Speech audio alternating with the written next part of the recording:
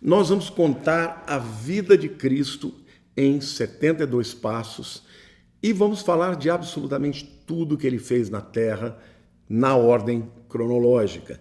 Se você estudar e se dedicar, você vai aprender demais. Então, Deus te abençoe e vamos começar. O primeiro passo é da glória nos céus para Belém. Lá em Lucas capítulo 2, os versículos 1 a 21 falam sobre isso. Naqueles dias foi publicado um decreto de César Augusto convocando toda a população do império para recensear-se. O primeiro recenseamento foi feito quando Quirino era governador da Síria. Todos iam alistar-se, cada um à sua própria cidade.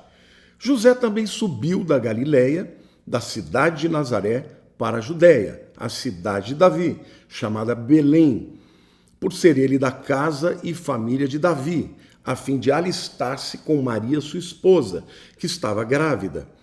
Estando ele ali, aconteceu completarem-se os dias, e ela deu à luz o seu filho primogênito, enfaixou e o deitou numa manjedoura, porque não havia lugar para eles na hospedaria. Havia naquela mesma região pastores que viviam nos campos e guardavam o seu rebanho durante as vigílias da noite. E um anjo do Senhor desceu aonde eles estavam, e a glória do Senhor brilhou ao redor deles, e ficaram tomados de grande temor. O anjo, porém, lhe disse: Não temais, eis que vos trago boas novas de grande alegria, que o será para todo o povo. É que hoje vos nasceu na cidade de Davi o Salvador, que é Cristo o Senhor. E isto vos servirá de sinal: encontrareis uma criança envolta em faixas e deitada em manjedoura. E subitamente apareceu com o anjo uma multidão da milícia celestial, louvando a Deus e dizendo: Glória a Deus nas maiores alturas e paz na terra entre os homens a quem ele quer bem. E ausentando-se deles os anjos para o céu, diziam os pastores uns aos outros: Vamos a Belém e vejamos os acontecimentos que o Senhor nos deu a conhecer. Foram apressadamente e acharam Maria e José e a criança deitada na manjedoura. E vendo-o, divulgaram o que lhes tinha sido dito a respeito deste menino. Todos os que ouviram se admiraram das coisas referidas pelos pastores. Maria, porém, guardava todas estas palavras, meditando no coração.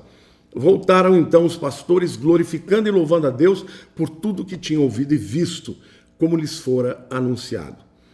Completados 8 dias para ser circuncidado o menino, deram-lhe o nome de Jesus, como lhe chamara o anjo antes de ser concebido.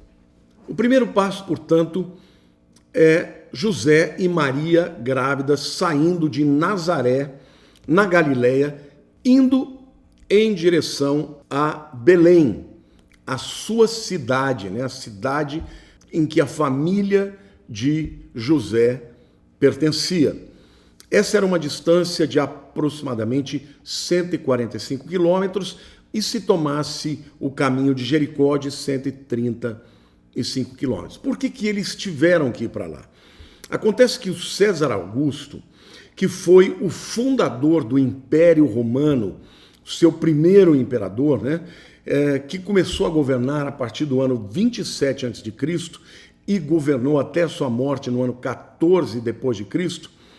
Esse camarada, ele nasceu como Caio Otávio, Ele pertencia a uma família muito rica, E acontece que quando ele ascendeu ao poder, ele acabou com 500 anos de república, que era o sistema de governo de Roma. E ele instituiu o império e foi o primeiro grande imperador, o primeiro imperador a se divinizar, Ele fez uma cerimônia de divinização. Esse camarada, querendo saber como é que o reino dele estava, quantas pessoas, quantos escravos, quantas pessoas subjugadas, ele fez um recenseamento. E no recenseamento, não importa onde você estivesse morando, você tinha que voltar para o lugar de origem da sua família. E Deus usou isso, gente, para que se cumprisse a profecia, de Miqueias, capítulo 5, 2. E tu, Belém Efrata, pequena entre as muitas de Jerusalém, de ti nascerá aquele que há de governar o mundo, Então, José e Maria, que estavam em Nazaré, ela grávida, tiveram que ir para Belém. E quando lá chegaram para fazer o recenseamento, não tinha nenhuma pousada, nenhum hotelzinho, e obviamente Jesus nasceu naquela estrebaria. É importante vocês entenderem um detalhe bacana, é que os pastores estavam no campo, tá? E se os pastores estavam no campo, não podia ser o mês de dezembro, porque no mês de dezembro é muito frio, neva e as ovelhas não estão no campo, elas estão confinadas. Jesus nasceu, na verdade, alguns acreditam que seja em abril, por ser o Cordeiro Pascal, esse é o meu caso. Outros acreditam que ele nasceu em setembro, outubro, que é tempo de tabernáculos. Num outro momento eu explico melhor a respeito disso. Dentro da tradição cristã, gente, os reis magos são conhecidos por serem personagens, portanto, que visitaram a Jesus Cristo e tem até nomes para eles, tá? A Bíblia não fala disso. Mas na tradição a gente sabe que são Baltazar, Gaspar e Melquior, tá?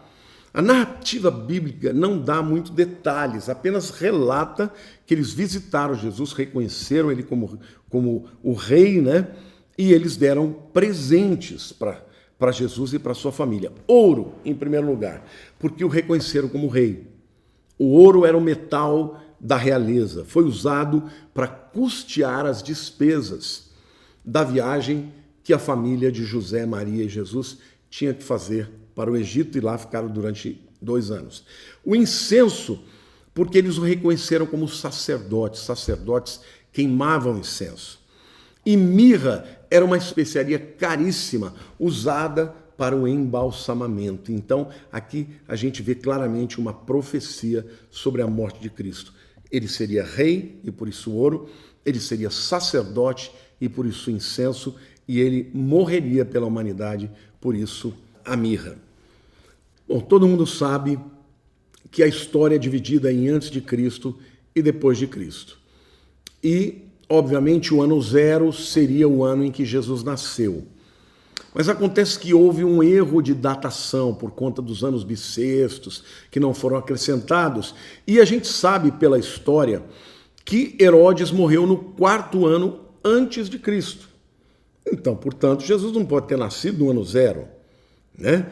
Se Jesus ficou 2 anos e mais o tempo que os magos demoraram para chegar até ele, é muito provável, tá, gente, que Jesus tenha nascido por volta do ano 7 ou 6 antes de Cristo, porque quando Herodes morreu no ano 4, ele já tinha ficado 2 anos no Egito, fora o tempo que ele nasceu.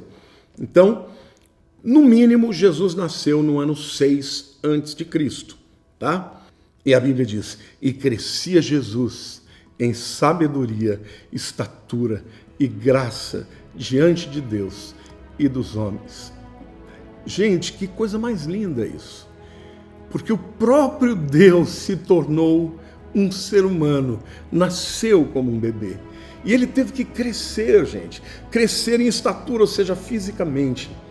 Em sabedoria, ou seja, ele teve que aprender. Ele não sabia tudo, ele aprendeu pelas Escrituras, com seus pais. Mas ele cresceu em graça, unção, presença. Onde ele chegava, as pessoas diziam, uau! Eu fico imaginando como deveria ser, né? Ouvir uma mensagem do Senhor. Até mesmo um menino Jesus de 12 anos, como deveria ser, né? A unção fluindo diretamente de Deus sem nenhum limite. Maravilhoso, gente. Sabe, meu querido, ele te viu, ele me viu. Mesmo quando a gente estava lá em pecado, longe de Deus, ele nos viu e ele nos chamou. É maravilhoso ser chamado, encontrado por Jesus. Jesus disse, não fostes vós que me buscaram, fui eu que vos busquei. Jesus buscou aos seus discípulos assim como nós. E aí ele disse para Natanael, porque Natanael ficou todo, né, impactado, oh Senhor, meu Deus, tu és o rei de Israel. Jesus falou assim, por que você está tão impactado? Só porque eu te vi debaixo da figueira? Coisas muito maiores verás. E ele acrescentou, disse, em verdade, Em verdade vos digo. Em verdade, no grego é amém, amém.